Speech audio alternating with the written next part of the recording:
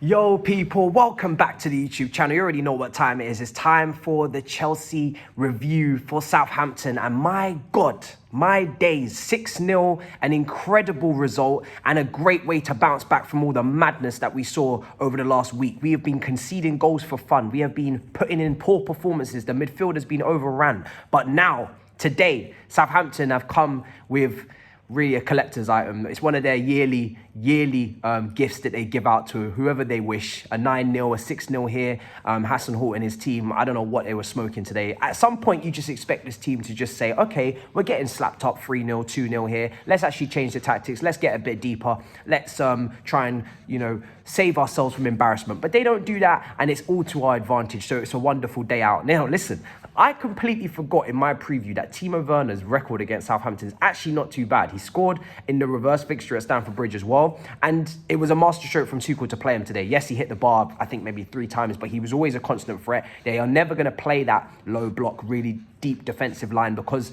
Hassan Holt, obviously, German manager, wants to play on the front foot, wants to come and press from the front. And also, they're on the coast. They are on the coast and they are on the beach. They're mid-table, and this is the kind of team that I've been saying I want Chelsea to come up against. I want them to come up against your Southamptons, who are not playing for anything. They're not under any huge pressure because they could potentially switch off and allow Chelsea, and we could allow ourselves to take advantage of that and have an incredible performance. Now, really, everybody's getting, glowing review today. It was a great day out, do you know what I'm saying, for Chelsea, but they need to build upon that now. Mason Mount taking his goals so well. Wonderful finish. One of his strikes into the far corner from outside the box was beautiful. Really lovely technique on that. And obviously Timo Werner rounding the goalkeeper as well. Another wonderful goal. That brought me to the Leipzig type performances. That's where we all saw the YouTube comps. We all saw the highlights, the highlight reel of Timo Werner, what he's going to bring to Chelsea. And no surprise that now as soon as he comes up against a high line, he looks a lot more confident, a lot better. His goal celebrations were very mute. It seems like a player that, he kind of knows that this is not going to maybe kick him in. I always say this, I'll believe it when I see it. I don't think this is going to kick him into gear, but it is nice to see him get some goals and get an assist as well. The first goal from Alonso was wonderful also. Mason Mount, really good, calm, composed in the box, able to chest it and flick it over his head. Mason Mount's been coming and getting a lot of criticism in the last week, and he responds. And he's responded today. And that's why I always say, even with Mason Mount and his very up and down form this season, his very up and down in terms of consistency, and yes, GA-wise, he's doing very well, but overall performance is very dodgy. He usually responds. He doesn't usually go on these long stretches of poor performance, and I think he knows himself against Brentford, against Real Madrid, he wasn't good enough. He's going to reflect upon that, and today he responds, and it's very good to see this team absolutely get used to shooting, and the shooting practice was on full show today because we're going to need it against Real Madrid. If we have any chance of getting back into this tie, we need to score goals. So it's good to see the shooting boots on Timo Werner, who maybe now, I don't know, I haven't really assessed it in my head so much, but does he now potentially have an opportunity against Real Madrid to feature in that game in some capacity and help us get those goals? Who knows? Real Madrid, you don't expect them to sit back and be deep in that match and be negative, but they do have the lead to do so if they want to. So it's difficult to know which way Real Madrid are going to approach this because they're a big club, they're at home, so you don't really expect them to sit back and bore their fans. But at the same time, you never know. Loftus-Cheek today was playing in this weird right wing back role. I wasn't really sure how that was going to work, considering when I seen the lineup, it looked like a back four to me. And Loftus-Cheek, obviously, you don't expect him to play over there, so you expect him in midfield with Kova and Kante. Great to have Kova back after back-to-back, games where he didn't start, which was confusing. It was a great day. Kai gets a goal as well. Everybody enjoyed it. It was one of those performances where we've had prior at Palace, maybe last season or seasons past. Pulisic has had his great day out. Sometimes you just get these fixtures in the Premier League where everything's going absolutely perfect. Every single pass, every single chance is being taken. In fact, we could have won by more, to be honest, like I said, with Timo Werner hitting the crossbar. But it was just a perfect day out from start to finish. And like I said, Southampton never really adapted their tactics to the game. They just continued to allow themselves to be taken apart, which is that's their prerogative to do that. And all of those threats that I spoke about, at the start in the preview were kind of they were dealt with. You know, your fullbacks in Livramento and Walker Peters, etc. It was just complete utter domination. The counter press was much better today as well. Chelsea wanted to get a hold of the ball a lot quicker, and there was just a lot more enthusiasm, a lot more energy to our play. Maybe because Tuchel absolutely slaughtered them in the last few days. I heard and seen there was a private meeting after he'd analysed the full night about the Real Madrid game. He watched it all back. He took notes. He was stuffing his face with chocolates, apparently. He made it very clear to let us know that the dog was not affected in any of that. No dogs were injured in that night of reviewing and analysing the game. So he was pissed, and it seemed like he was pissed in his, you know,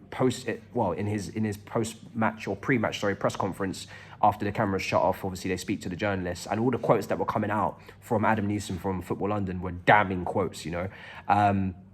So he seemed pissed. He had the meeting with the team. They had to endure whatever that was in terms of the meeting, and they responded. So it's good, and it's good to see. And it's not the first time that Chelsea under Tuchel have had a little bit of a rough patch, but they always do tend to respond. And that's why when you criticize Chelsea, you got to do it in isolation at times, because the mentality of this team is pretty strong. I don't really, like I say, many times under Tuchel, there's not really many times where I say that the mentality of the team is poor or they capitulate. It's only really happened a couple of times. Brentford, West Brom. The main issue with this team is quality. They don't have the quality for a whole season to perform how they perform today. And when the going gets tough in certain fixtures, that lack of quality in the final third does show. Today it didn't, because Southampton kind of just played into our hands also, and they had they didn't really seem to be very interested in defending. Let's just keep it a buck. They didn't really seem to care. Their season's done. But for the course of a whole season, we need to address the issues. So listen, we go into Real Madrid. We know what we face. I know I've seen a lot of people link it to the Napoli 3-1. And listen, it's two different teams completely. We've got a much better manager, but it's two different teams.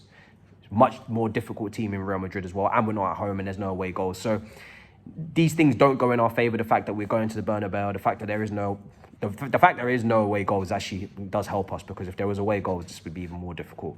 But we just need to go into that Real Madrid game and get the first goal. If we get the first goal, the tie comes back alive. But my biggest issue going into that game is Benzema. We have to watch this guy. Kept the clean sheet today, was good, bounced back, but we have to keep a clean sheet at the Bernabeu, which is not easy to do. And we need to keep Benzema very, very quiet. But listen, guys, enjoy the result, enjoy the win, because at the end of the day, it's been a rough week, and we've got the job done today.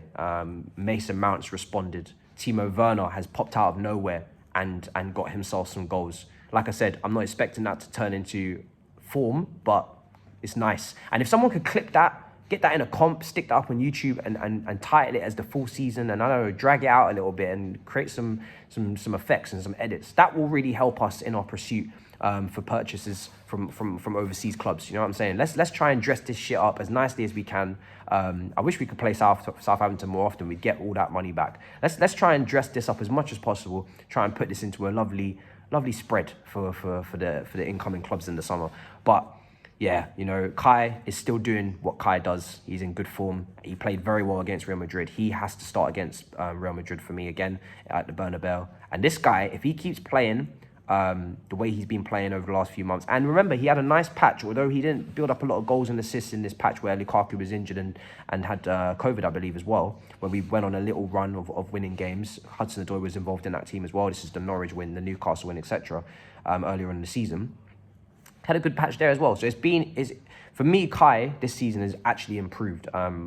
Definitely on last season. He's shown a lot more consistency. His general play is a lot stronger, and we play better when he's in the team. So now, hopefully, we can only hope going into the third season, he just goes on strength to strength to strength.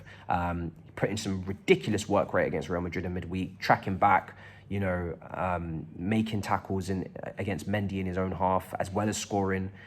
And this guy, we know he scores big goals as well. So for me, he's coming together very nicely as a player. Yes, there's a lot of pressure on him because of the price tag, etc. But he's a young player. He's clearly got ability. We don't have to question his technical side of his game.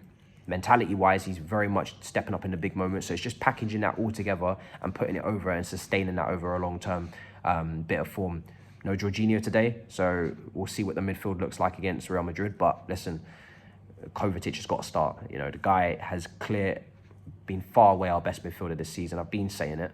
And it was nice for Rudiger, for Silva, for Christensen, for all these guys to get their clean sheet, like I said, because they've been slapping in and dashing goals. So let me know what you guys think. Smash it up in the icons and let me know in the comments what you made of the performance. What did you make of Loftus-Cheek at the wing-back position? Again, this is just a one day. I don't expect this to be something that we see again. You know, Reece James will probably come back in with a little bit of a rest. But it's better than seeing him in the 6.